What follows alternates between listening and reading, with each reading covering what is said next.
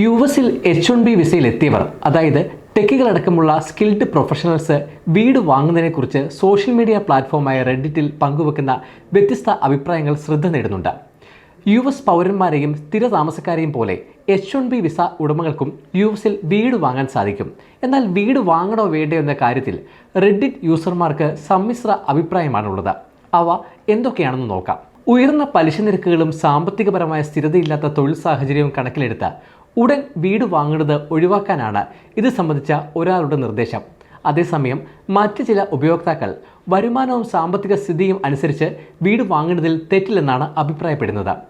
H1B visa ഉടമകൾ ഇന്ത്യയിലേക്ക് മടങ്ങുകയാണെങ്കിൽ അവരുടെ US ആസ്തികൾക്ക് നികുതി നൽകേണ്ടി വരുമെന്നാണ് മറ്റൊരു റെഡിറ്റ് യൂസറിൻ്റെ മുന്നറിയിപ്പ്. വർഷങ്ങളോളം വാടകയ്ക്ക് താമസിച്ച ശേഷം പലരും, പ്രത്യേകിച്ച് കുടുംബം തുടങ്ങുമ്പോൾ, വാടക കൊടുക്കുന്നത് പണം നഷ്ടപ്പെടുന്നതിന് തുല്യമാണെന്ന് വിശ്വസിച്ച് വീട് വാങ്ങാൻ ശ്രമിക്കുന്നു.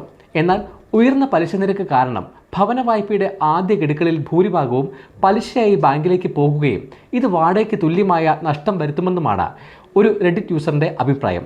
വീട് സ്വന്തമാക്കുമ്പോൾ ദൈർഘ്യമേറിയ യാത്രകൾ, ജീവിതശൈലിയിലെ മാറ്റങ്ങൾ, ഫർണിച്ചറുകൾ, അറ്റകുറ്റപ്പണികൾ തുടങ്ങിയ അധിക ചെലവുകൾ ഉണ്ടാവാമെന്നാണ് മറ്റൊരാളുടെ പ്രതികരണം.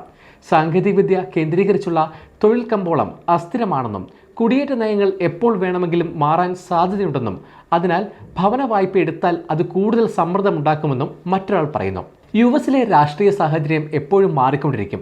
എപ്പോൾ വേണമെങ്കിലും നിങ്ങൾക്ക് ജോലി നഷ്ടപ്പെടാം, അല്ലെങ്കിൽ രാജ്യം H1B വിസക്കാരോട് പ്രതികൂലമായി പെരുമാറിയേക്കാം.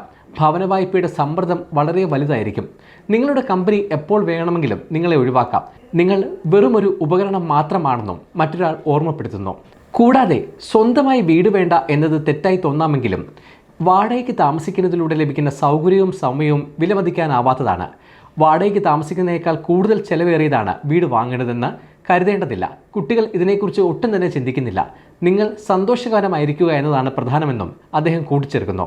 H1B വിസയിൽ ആളുകൾ വീട് വാങ്ങുന്നുണ്ടോ എന്ന് ഒരു റെഡിറ്റ് ഉപയോക്താവ് ചോദിച്ചപ്പോൾ ടെക്സസ്, ഡാലസ്, ഷാർലറ്റ് എന്നിവിടങ്ങളിൽ H1B വിസക്കാർ ധാരാളമായി വീടുകൾ വാങ്ങി താമസിക്കുന്നുണ്ടെന്ന് മറ്റു പലരും മറുപടി നൽകിയിട്ടുണ്ട്.